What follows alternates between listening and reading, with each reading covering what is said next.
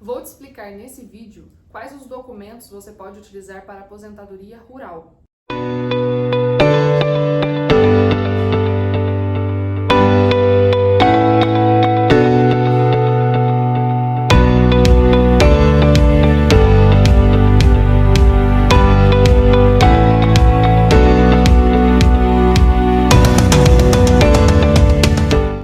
Esses documentos serão apresentados como início de prova material, ou seja, você terá que apresentar também testemunhas, certo? Mas eu vou me atentar aqui aos documentos aceitos pelo INSS para que você consiga organizar essa documentação e levar para o advogado para que ele consiga dar entrada na aposentadoria, tá? O primeiro documento aceito é o registro de imóvel rural.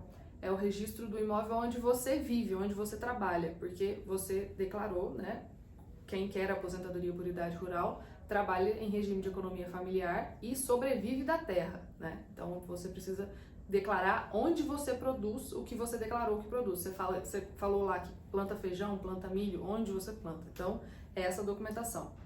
Outra documentação é o ITR, o comprovante de pagamento do imposto territorial rural, E como a aposentadoria por idade rural requer que você comprove os últimos 15 anos de carência, ou seja, os últimos 15 anos comprovado de trabalho rural, a gente indica que você apresente os 15 anos. Mas caso não tenha os 15 anos direto, não tem problema, pode apresentar o que tem, tá?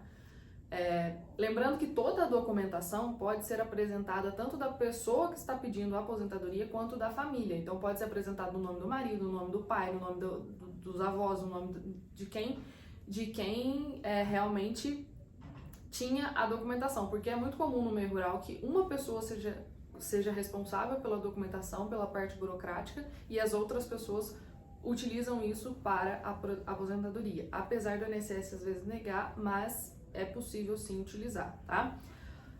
Outro documento que o INSS aceita, que a gente vai poder usar também em processos judiciais, é o CCIR, é um documento aceito, é um comprovante, tá?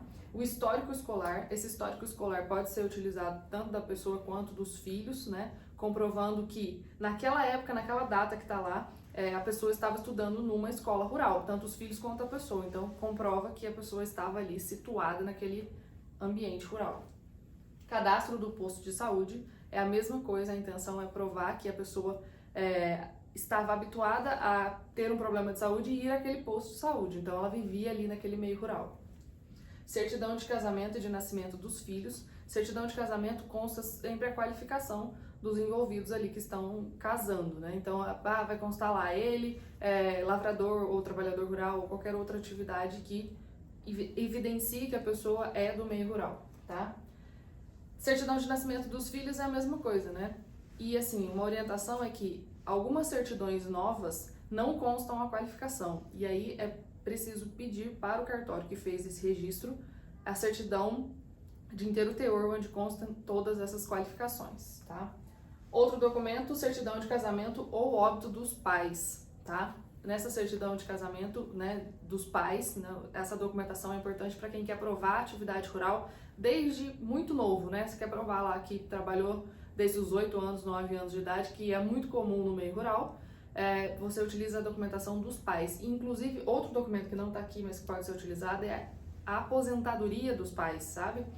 Apresentar a carta de concessão dessa aposentadoria vai te ajudar a comprovar, com certeza. Certidão de batismo. Algumas certidões de batismo constam a qualificação das pessoas, então, ou dos pais, Pode constar também e a gente pode utilizar para comprovar. Certidão de nascimento dos irmãos, a ideia é a mesma, só verificar se consta a qualificação, caso não, pede para o cartório outra mais completa. Certificado de reservista. O certificado de reservista é importante porque vai provar a condição rural desde muito tempo, desde novo, e geralmente consta a qualificação, tanto a qualificação quanto a profissão, A lápis geralmente tá lá, lavrador, trabalhador rural, então é importante apresentar isso.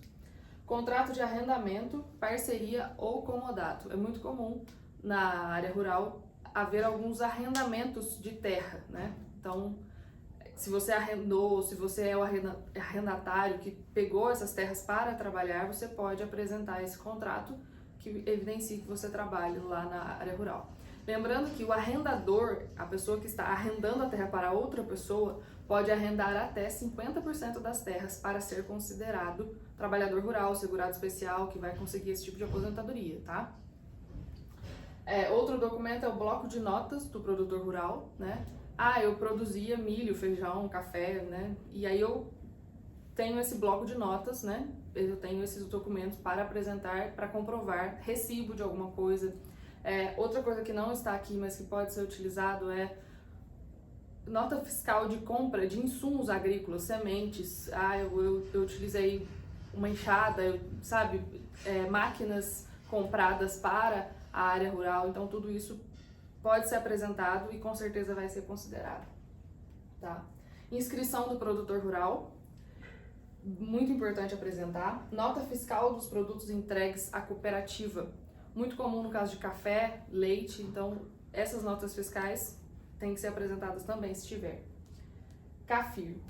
Esse documento é o cadastro do imóvel rural e é um documento bem forte, assim, bem importante ser apresentado caso tenha, tá? E todos os documentos, que é importante dizer que todos os documentos que você tiver que evidencie que você trabalhou na área rural, que você nasceu na área rural, que você tem imóvel, que você trabalha, que você vive daquela terra, é importante. Então, assim, esses aqui são os mais utilizados, os exemplos, os maiores exemplos, né, aceitos pelo INSS, mas você pode utilizar o que você tiver.